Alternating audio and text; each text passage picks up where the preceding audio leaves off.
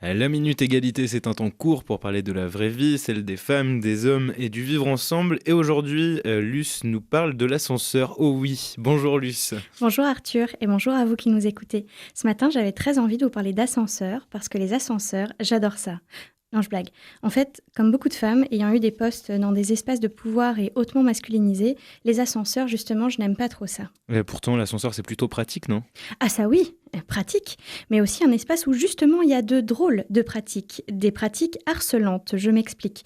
J'ai appelé cette chronique Ascenseur, oh oui, parce qu'à l'image d'un clip de Calogero, on pense souvent à l'ascenseur comme à un endroit un peu sexy, au sein duquel il pourrait se passer plein de choses fantasmatiques. En réalité, bien souvent, les femmes disent plutôt oh non dans l'ascenseur.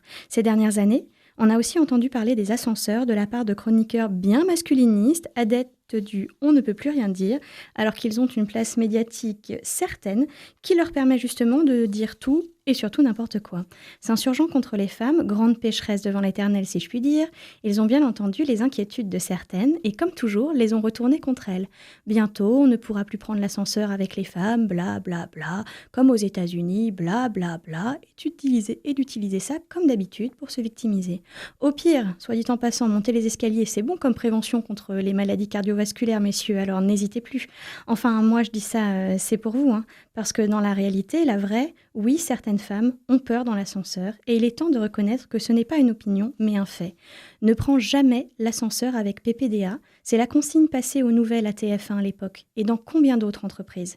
En fait, l'ascenseur, c'est ce petit espace confiné qui vient mettre en exergue ce que la sensation d'être un dominant provoque chez certains. Il peut s'y passer toutes sortes de choses qu'on ne peut que rarement prouver. Alors je vous vois, enfin je vous entends arriver. Les femmes mentent, les hommes ne sont pas tous comme ça, il y a des femmes qui harcèlent, des hommes, etc. Et bien justement, parlons-en. Parlons de ce que font ces histoires à notre psychisme. C'est quand même dingue de se dire que chaque fois qu'une femme parle, on part toujours du principe qu'elle ment. Ça vous dirait pas qu'on essaye plutôt la bienveillance comme on en a pour les hommes qui parlent?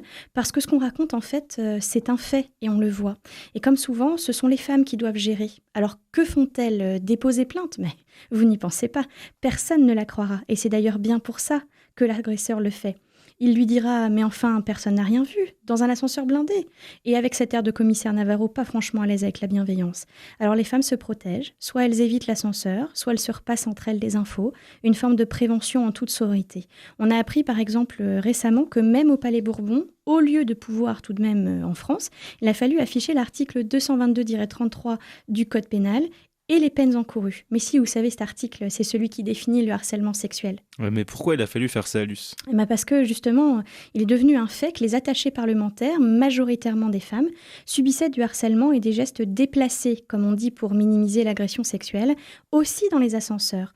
Entre elles, elles avaient créé une sorte de blacklist, de liste noire, qu'elles faisaient passer à chaque nouvelle arrivante pour la prévenir. C'est fou, non?